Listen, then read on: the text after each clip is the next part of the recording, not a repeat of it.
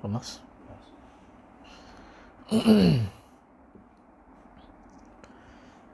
Bismillah. Bismillahirrahmanirrahim. Alhamdulillahirabbil alamin. Wassalatu wassalamu ala asyrafil anbiya'i wal mursalin wa ala alihi wa sahbihi ajma'in. Nawaitu ta'allum wa ta'lim wa tadhakkur wa tadhkir wa nafa' wal intifa' wal hath ala tamassuki bi kitabillah wa sunnati rasulih sallallahu alaihi wasallam.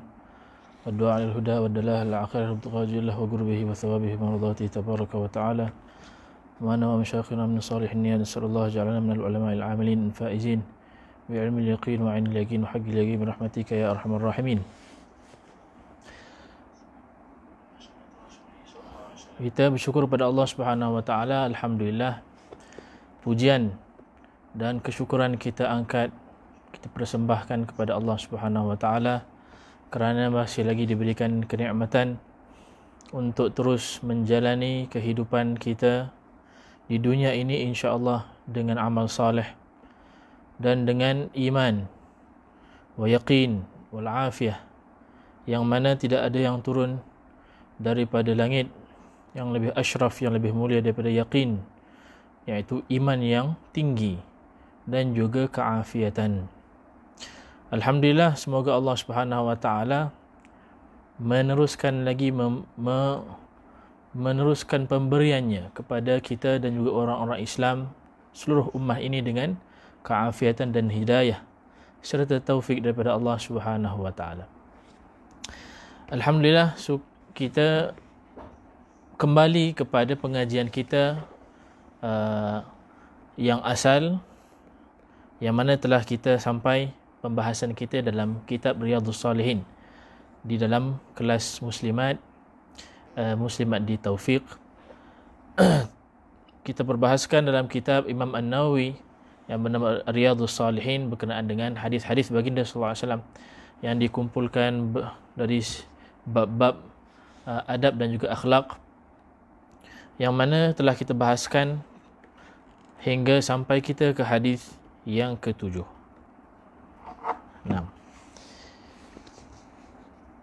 Juga telah kita bahaskan tentang bab yang pertama, iaitu babul ikhlas, bab ikhlas, dan juga bab an-niyah, bab bagaimana tentang niat seseorang, dan juga kita bahaskan juga tentang amalan hati, yang mana itulah yang penting, itulah yang dipandang oleh Allah Subhanahu wa taala, dan itulah yang akan diperkirakan nanti kita di hari akhirat.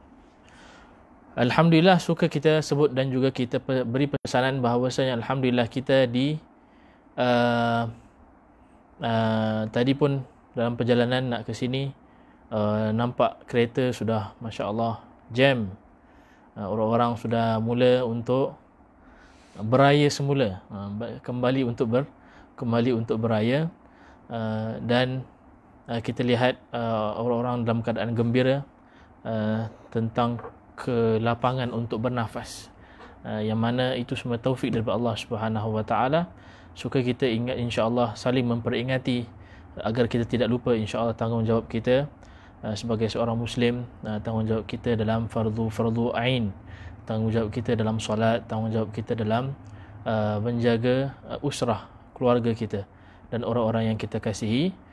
Semoga Allah Subhanahu wa taala insya-Allah memanjangkan lagi, memberikan lagi keafiatan, memberikan kita lagi insya-Allah taufik dan juga hidayah terus menerus, dan Allah angkat segala musibah dan wabak daripada umat ini insya-Allah. Baik, dalam kita berkilah itu, dalam kita pergi bertandang ke rumah orang tua kita, kita pergi ke kampung, dan perjalanan kita ini insya-Allah daripada malam ini sudah mula orang keluar peringatkan diri kita tentang amalan hati, tentang bagaimana azam kita dalam melakukan amal saleh, dan bagaimana kita ini dalam fikrah, dalam setting seorang Islam itu, seorang Muslim itu, seorang yang dahagakan iman, ialah supaya terus memperbaiki amal dan juga memperbaiki niat, yang mana segala amal, tingkah laku, kata-kata, tutur, semuanya itu bergantung daripada niat kita.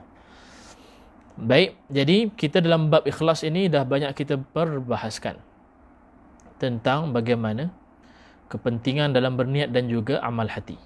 Lebih penting daripada amal soleh. Amal pergerakan yang dilakukan oleh anggota badan. Bukan bermakna amal anggota badan ini tak perlu, bahkan ianya perlu.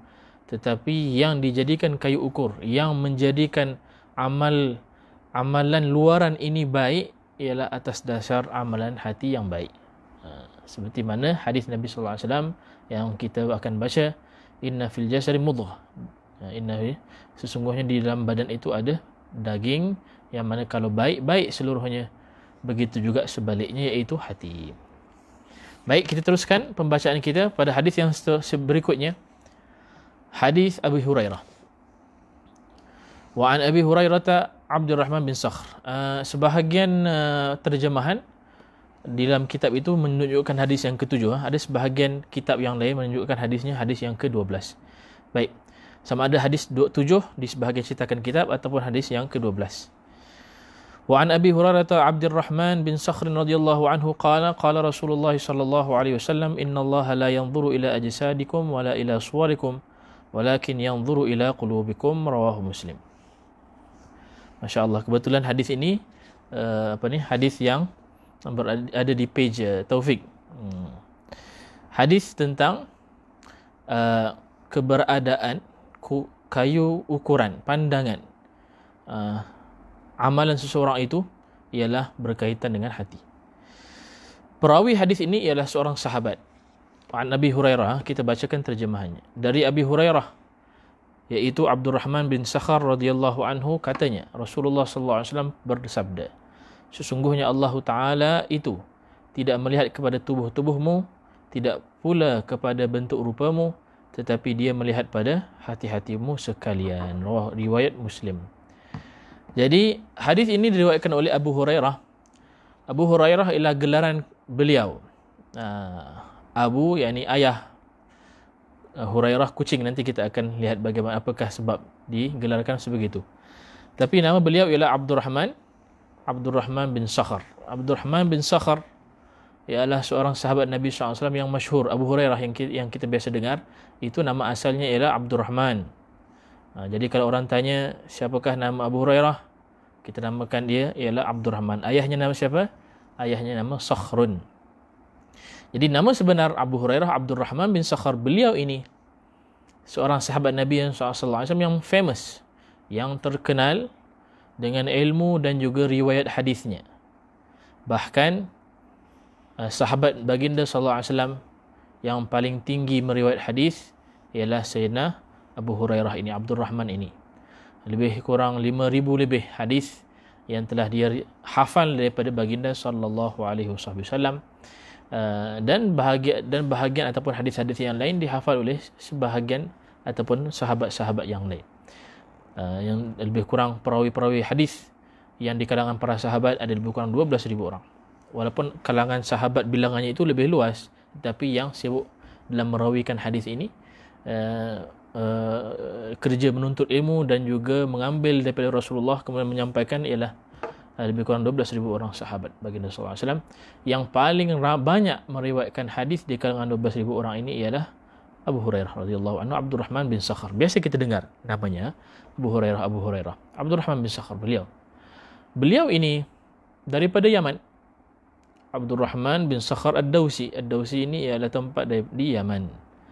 Jadi beliau ini datang jauh dari Yaman, datang berjumpa baginda sallallahu alaihi wasallam ketika awal tahun ke-7, yakni sempat bersama baginda sallallahu alaihi wasallam lebih kurang 4 tahun sahaja.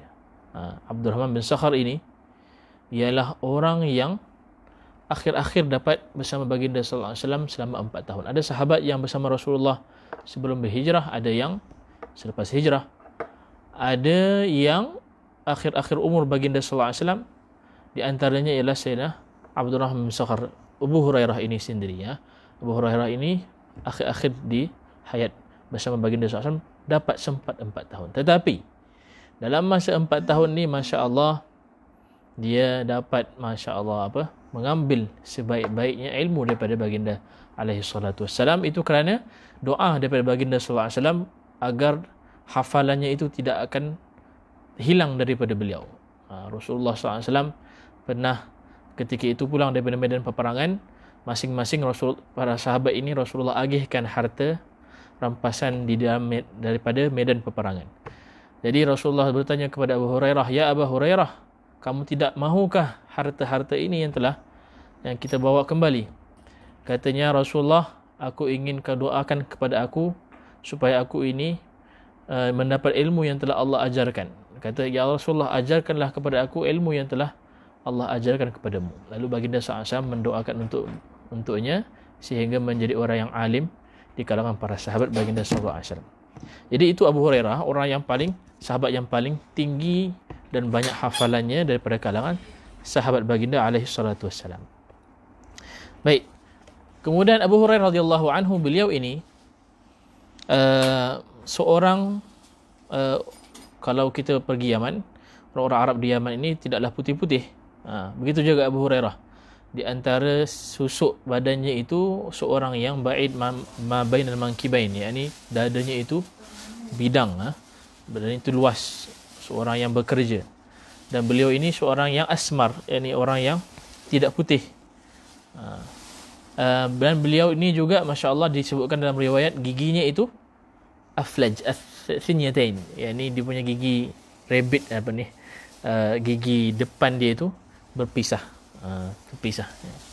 Dia tak rapat macam kebiasaan gigi pisah. Itu di antara yang diriwayatkan daripada muka ataupun susuk badan Sayyidina Abu Hurairah radhiyallahu anhu. Jadi beliau ini datang kepada baginda SAW, umur beliau dah lebih 30 tahun. Bayangkan Abu Hurairah ini sempat dengan baginda hanya 4 tahun. Kemudian umurnya ketika itu 30 lebih.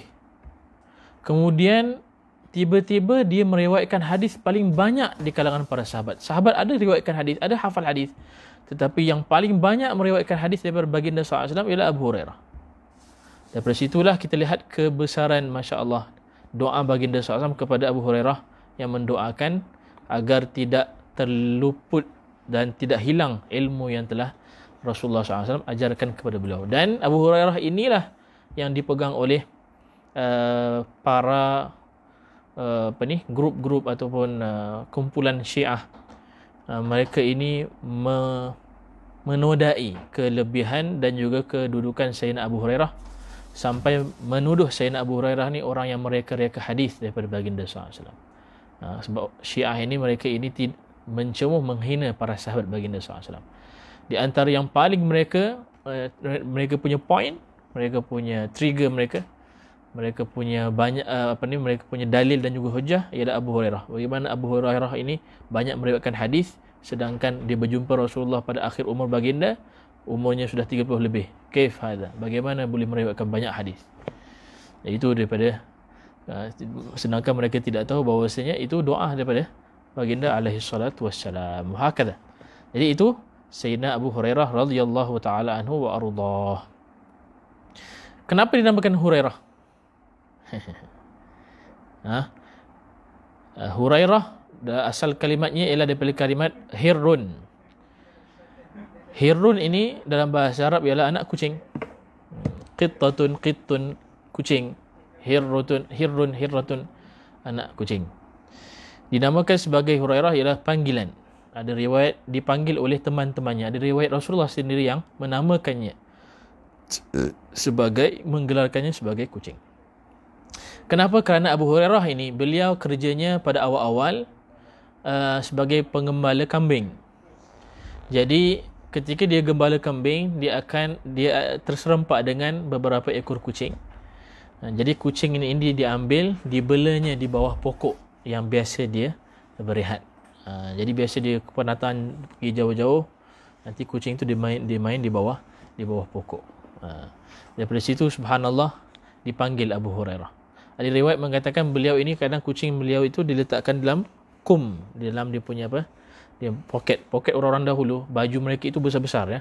Baju mereka poket bukanlah zaman dulu tu seperti sekarang. Poketnya itu ialah lengan mereka. Baju mereka itu dibuatkan besar, disimpankan kitab, disimpan. Jadi Abu Hurairah radhiyallahu anhu simpan, kadang-kadang dibawa bersama dengan beliau kucing beliau, masya-Allah. Jadi Abu Hurairah. Jadi tahulah kita, masya-Allah, bagaimana dalam Islam ini mereka ataupun Islam mengajar, baginda sallallahu alaihi wasallam juga menampakkan kepada kita bagaimana menjaga hak-hak binatang, dan juga di antara ada binatang-binatang yang disayangi, binatang-binatang yang diangkat martabatnya di sisi Allah Subhanahu wa taala, ada seperti anjing Ashabul Kahfi disebut dalam Al-Quran. Ada binatang-binatang yang terpilih diangkat, kenapa? Kerana kebersamaan dengan orang-orang saleh. Abu Hurairah melekat nama Hurairahnya itu, kucingnya itu, kerana dia itu bermain dengan kucing-kucingnya. Tahulah kita bahawasanya kucing ini, cat people lah, sukalah. Cat people suka tentang masalah kucing. Kucing dalam Islam dimulia. Hatta kadang-kadang baginda sallallahu alaihi wasallam kadang-kadang ingin mengambil wuduk, Rasulullah ambil wuduk daripada inak, daripada bekas yang ada air. Dia kadang-kadang Rasulullah keluar waktu pagi ingin ambil wuduk, tiba-tiba lihat kucing sedang minum. Rasulullah tunggu kucing itu minum, habis baru Rasulullah SAW berwuduk. Bahkan kadang-kadang Rasulullah SAW mendekatkan kepada mulut kucing itu untuk mudah untuk meneguk air. Dalam hadis yang sahih, sehingga kan diriwayatkan daripada Sayyidina Hasan bin Ali bahawasanya beliau, baginda SAW berkata bahawasanya kucing itu min mata'il bait. Dalam riwayat kucing itu min ahlil bait. Ini kucing itu di antara keluarga rumah, keluarga di kalangan orang-orang di rumah. Jadi sebagai untuk memberitahu kita bahawasanya apa yang kita lihat, kucing itu diangkat. Tetapi yang kita lihat banyak anak-anak kecil lihat kartun, kadang-kadang boleh mengubah fikiran mereka yang tidak betul. Kartun Tom and Jerry menjadikan kucing itu orang jahat, ataupun kucing itu ada punya villain dia, hero dia pula tikus, yang mana tikus ini dalam Islam baginda SAW menamakan tikus ini fuaisiqah, sebagai fasik, binatang yang fasik, yang sengaja melakukan kerosakan. Jadi ini cerita panjang tentang Abu Hurairah radhiyallahu anhu, itu di antara sebab beliau digelar sebagai Abu Hurairah radhiyallahu taala anhu. Baik, kita lihat kandungan hadisnya. Wa an Abi Hurairah radhiyallahu taala anhu Abdurrahman bin Sakhr qala Rasulullah SAW bersabda, innallaha la yanzuru ila ajsadikum wala ila suwarikum. Sesungguhnya Allah Subhanahu wa taala tidak melihat kepada jasad kamu, tidak melihat kepada rupa paras kamu, tidak melihat kepada suar, kepada perwatakan cantiknya, jelitanya, handsomenya kamu. Walakin yanzuru ila qulubikum, kata baginda SAW, tetapi nazarah, pandangan Allah itu kepada hati-hati kamu. Saudara-saudari yang dirahmati Allah Subhanahu wa taala, tuan-puan yang dirahmati Allah Subhanahu wa taala. Hadis ini menggambarkan kepada kita kepentingan hati dan bagaimana manusia ini tabiatnya suka membawa ataupun suka untuk mendatangkan perasaan kagum kepada orang yang dia sukai. Daripada kecil, lumrah seorang manusia. Daripada kecil, bayi, kanak-kanak kecil, dan juga pertukaran waktu zamannya sehingga berusia belasan tahun, puluhan tahun sehingga ketua, akan melekat di hati dan juga lumrah tabiat seorang manusia itu suka dilihat, suka dikagum apa yang dilakukan, suka diceritakan apa yang dia lakukan, apa yang dia ada, apa yang dia miliki. Hakadha lumrah, itu tabiat manusia. Banyak tabiat sifat-sifat manusia ini memang dah ditabakkan. Nama tabiat kerana telah ditetapkan dalam diri seorang manusia. Adakah itu suatu perkara yang kurang? Bukan suatu perkara kurang. Kerana ciptaan Allah itu semuanya yang mulia. Ciptaan Allah Subhanahu wa taala semuanya ada kelebihan. Tetapi tabiat ini bagaimanakah tempat yang sepatutnya berada? Itu. Manusia ini tabiatnya ada marah. Manusia ada sifat syahwat, sifat nafsu. Tetapi adakah ianya suatu kehinaan? Bukan. Kerana apa? Kerana ia ciptaan Allah Subhanahu wa taala. Ciptaan Allah Subhanahu wa taala tidak dihina. Maknanya ada purpose, ada matlamat, tujuan di sebalik ciptaan Allah Subhanahu wa taala. Sebab itu, marah itu manakah tempat yang sepatutnya kita letakkan? Nafsu manakah tempat yang sepatutnya kita letakkan? Tabiat manusia semuanya begitu. Allah Subhanahu wa taala guide kita dalam syariat Islam, manakah tempat untuk kita letakkan tabiat nafsu ini supaya kita menjadi orang yang sempurna menggunakan segala yang telah Allah berikan kepada tempatnya. Masya Allah. Jadi di antara tabiat manusia, sejak kecil lagi kita lihat anak kecil. Anak-anak kecil suka perhatian, suka diberikan perhatian, hatta walaupun dia tak tahu lagi untuk bercakap, tidak tahu lagi untuk melihat, kadang tidak tahu lagi untuk berjalan, kadang merengek, menangis, nakkan apa? Nakkan perhatian. Bila sudah besar, dapat adik yang kedua, jadi jealous dengan adik yang kedua, cemburu dengan adik yang kedua. Kenapa? Perhatian sudah mula kurang. Wah, kata begitu. Kalau nak sikit perhatian daripada orang, buatlah satu perkara, walaupun perkara itu kacau, walaupun perkara itu mengganggu orang, yang penting orang lihat, yang penting orang pandang, yang penting orang ambil notice apa yang kita lakukan. Zaman sekarang ini lagilah yang penuh dengan media massa, yang mana media ini menarik keluar tempat sebenar tabiat itu yang sepatutnya diletakkan kepada perkara yang tidak sepatutnya diletakkan. Orang nak banyak viewers, hatta namanya pun viewers, yakni orang yang memandang. Kadang-kadang orang nakkan viewers itu, orang nakkan like itu, dia buat benda-benda yang tidak masuk akal, yang keluar daripada common sense, perkara yang keluar daripada akhlak, keluar daripada adab, hanya semata-mata nakkan apa? Nakkan pandangan, nakkan, walaupun orang itu, orang akan buka, orang akan cemuh, orang akan hina. Dia kata tak ada masalah. Yang penting aku dapat viewers, aku dapat subscribers, aku dapat followers. Worse sampai menjadi worse. Jadi rosak orang-orang. Itu lumrah manusia. Itu sifat manusia begitu. Sehinggalah remaja suka menunjuk-nunjuk kepada orang dengan apa yang dimiliki.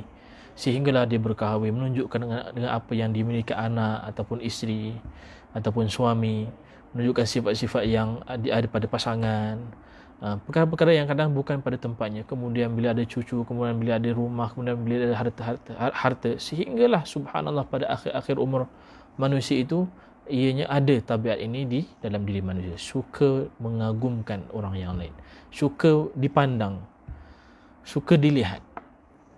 Bila seseorang manusia mempunyai tabiat itu, sifat manusia itu mempunyai tabiat itu, dan datangnya Islam, baginda SAW suruh kita, guide kita untuk letakkan pada tempat yang sesuai.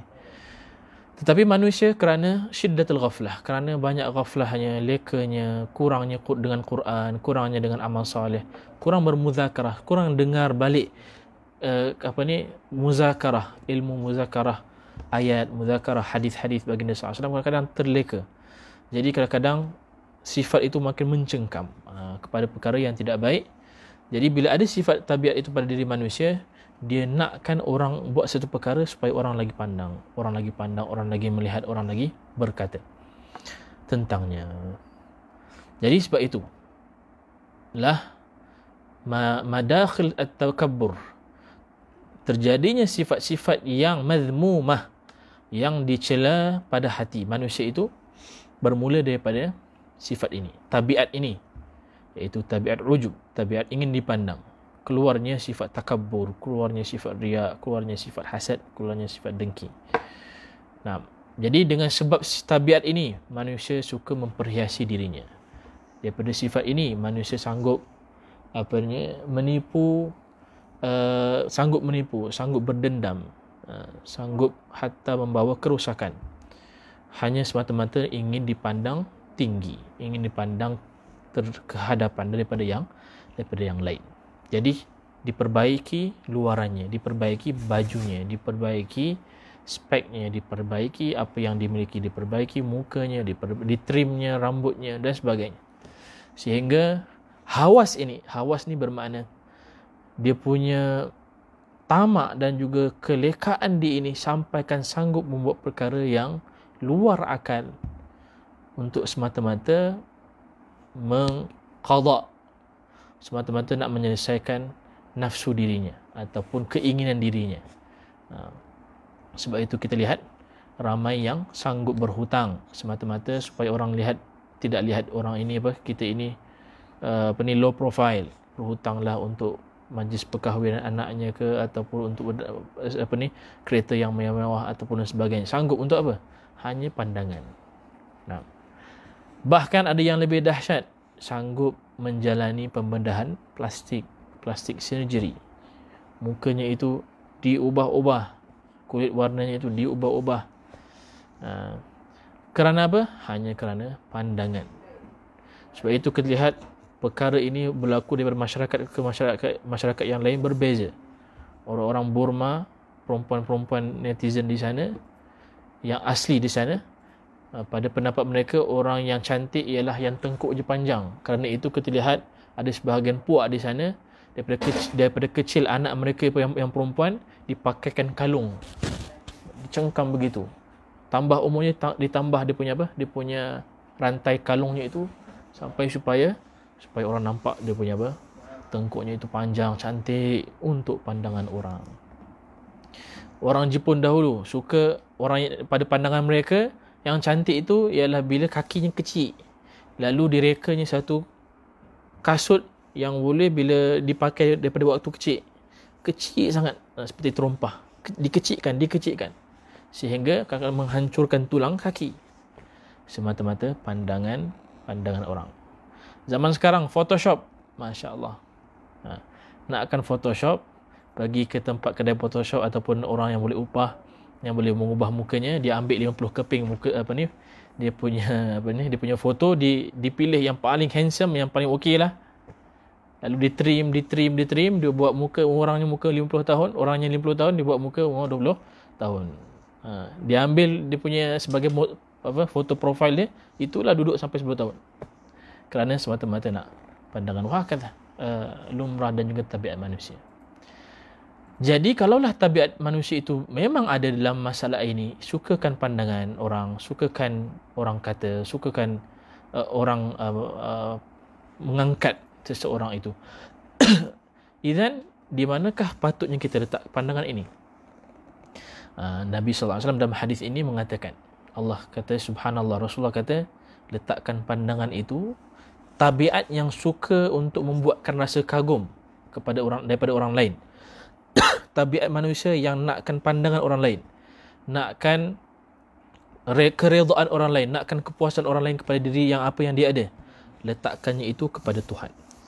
Letakkannya itu kepada pandangan Allah Subhanahu wa taala.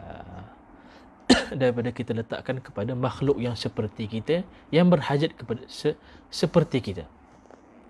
Nah, innallaha la yanzuru ila ajsadikum wala ila suwarikum. Kata Nabi SAW, jasad dan juga suar, paras rupa dan juga perwatakan ialah untuk pandangan makhluk seperti kamu. Allah tak pandang itu. Itu bukan pandangan yang berharga. Rasulullah SAW kaitkan masalah ini dengan pandangan Tuhan. Kerana tidak adalah pandangan yang lebih tinggi daripada pandangan Tuhan. Orang-orang boleh secara logiknya memahami beza antara perkara yang baik dan tak baik. Nah, mungkin kadang-kadang orang itu secara natural dan fitrahnya boleh membezakan antara baik dan juga yang tidak baik. Tetapi kadang-kadang benda yang dia menjadikan dia itu keluar daripada mizan ataupun logiknya kerana kebanyakan orang, kerana ramai dan juga bilangan yang ramai. Sebagai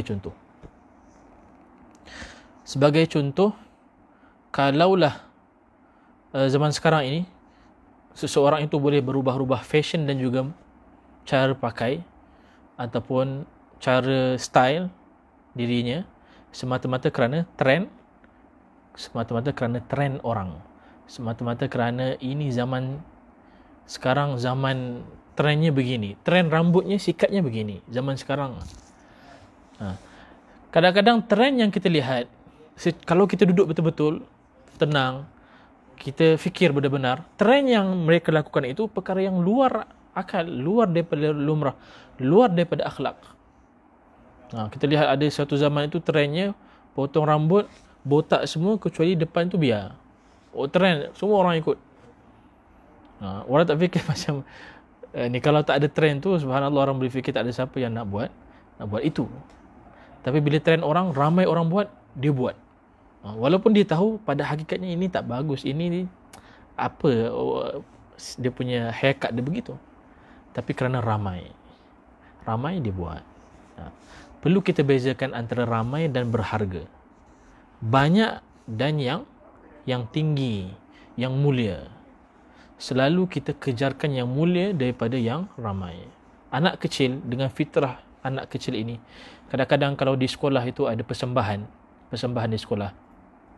Kadang-kadang anak kecil ini berani untuk naik dan membuat persembahan bukan kerana mata-mata jumhur, mata-mata orang yang hadir, tapi kerana mata seorang yang dia kagumi, seorang yang dia muliakan. Siapa? Ibu dia. Kadang-kadang sanggup dia naik pentas, dia pergi dia berlatih, dia berlakon, masya-Allah, naik pentas tanpa ada salah, dia boleh buat dengan sebaik-baiknya.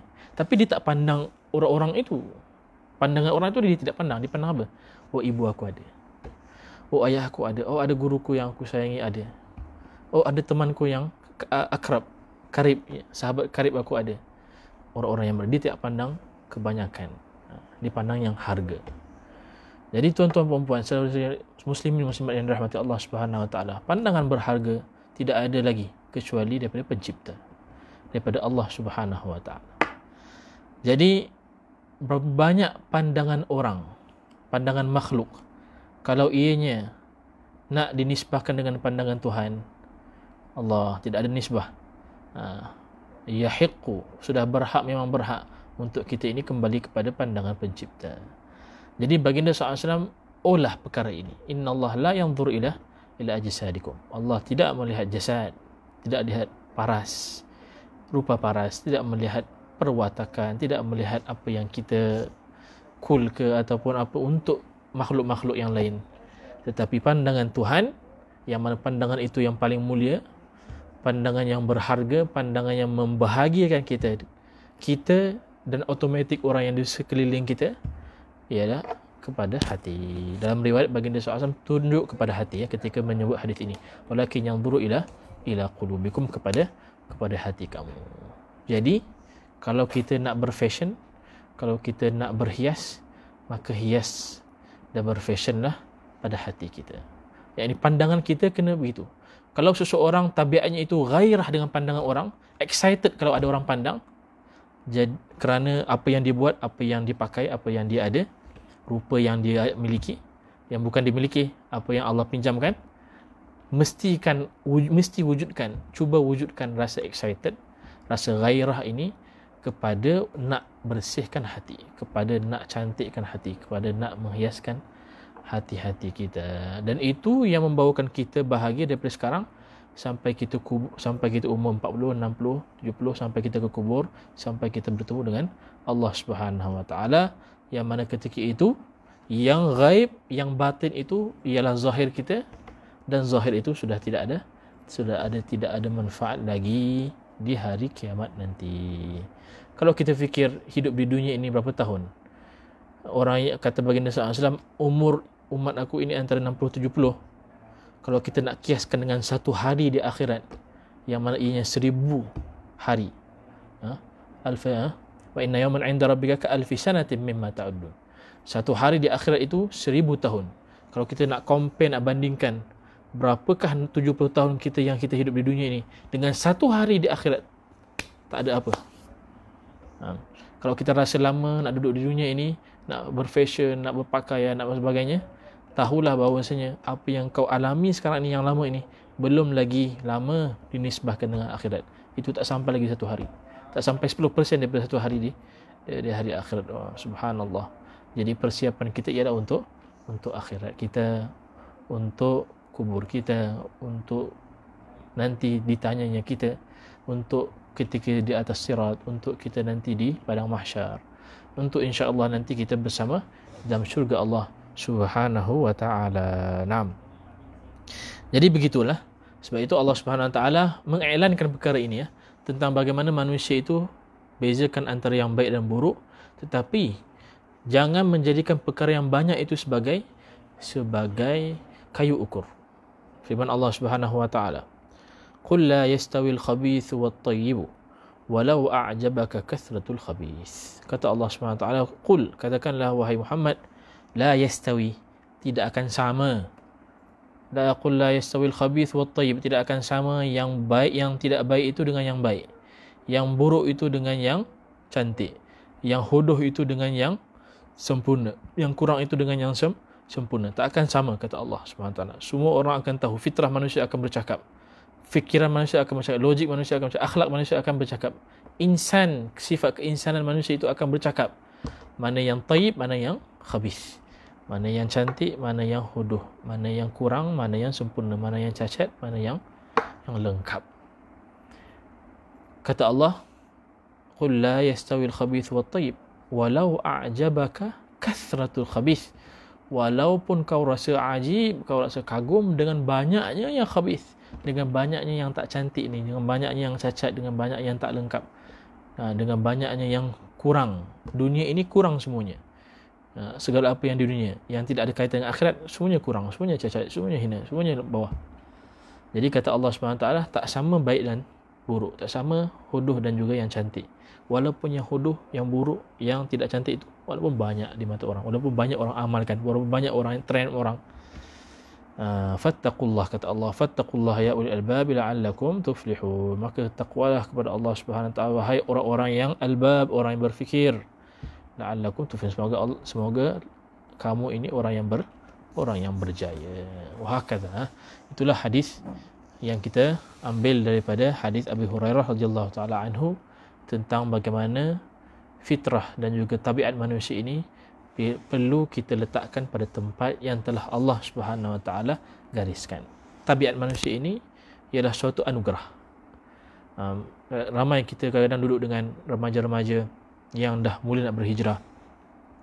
Dia kata, saya punya nafsu yang tak baik, kadang saya buat perkara yang haram, saya buat begini, pandangan saya tak jaga. Sejak dari kecil dah buka perkara-perkara yang tidak baik dalam media dan sebagainya. Ada yang kadang yang umur belasan tahun sudah buat perkara yang sumbang, wa'iyadzubillah, la ilaha illallah. Menyalahkan kadang-kadang kepada tabiat dirinya, kepada kenapa ada nafsu, kenapa Allah ciptakan syahwat, kenapa Allah ciptakan begini. Kita katakan itu tak ada masalah. Itu suatu anugerah Allah SWT. Semua orang ada nafsu, semua orang, tapi bukan semua orang tahu letak tempatnya. Bukan orang sudah faham untuk meletakkan tempat, tidak berani untuk meletakkan pada tempatnya. Perlu mujahadah, perlu beramal untuk terus beristiqamah. Jadi kita ada marah, kita ada sifat nafsu, kita ada sifat kelemahan sebagai seorang manusia. Bukan ia suatu kehinaan daripada Allah, tapi ia anugerah daripada Allah kalau kita letak pada tempatnya. Jadi insya-Allah, semoga hari ini malam ni kita permulaan kita ambil satu hadis sajalah insya-Allah. Jadi insya-Allah semoga Allah Subhanahu wa taala insya-Allah memperbaiki insya-Allah hati kita. Semoga Allah Subhanahu wa taala menjadikan tempat pandangannya itu ialah sebab baik tempat. Semoga Allah Subhanahu wa taala menjadikan tempat pandangannya itu hati kita ini di antara hati-hati yang suci, yang bersih, yang dipandang oleh para orang saleh, yang dipandang oleh Nabi sallallahu alaihi wasallam, yang mana ianya bermula daripada pandangan Allah Subhanahu wa taala. Dan semoga Allah Subhanahu wa taala insya-Allah menyelamatkan kita daripada fitnah akhir zaman. Allah Subhanahu wa taala jaga insya-Allah pandangan kita, pendengaran kita, pergerakan kita, kata-kata kita. Semoga Allah Subhanahu wa taala tidak menjadikan kita di kalangan orang-orang yang rugi dan juga orang-orang yang celaka. Wa'iyadzubillah tabaraka wa ta'ala. A'udzubillahi minasyaitonir rajim. Bismillahirrahmanirrahim. Allahumma inna nas'aluka ridhaka wal jannah wa na'udzubika min sakhatika wan nar. Allahumma rzuqna 'ilman nafi'a wa rizqan thayyiban wa 'amalan mutaqabbala. Rabbana taqabbal minna innaka antas samiul 'alim wa tub 'alaina innaka antat tawwabur rahim. Rabbana atina fid dunya hasanah wa fil akhirati hasanah wa qina adzabannar. Sallallahu alaihi wasallam Muhammad wa ala alihi wasallam. Alhamdulillahirabbil alamin. Sebarang pertanyaan dan persoalan mungkin boleh di message saja, messagekan ataupun tu sampaikan kepada orang yang bertugas insya-Allah. Wallahu a'lam.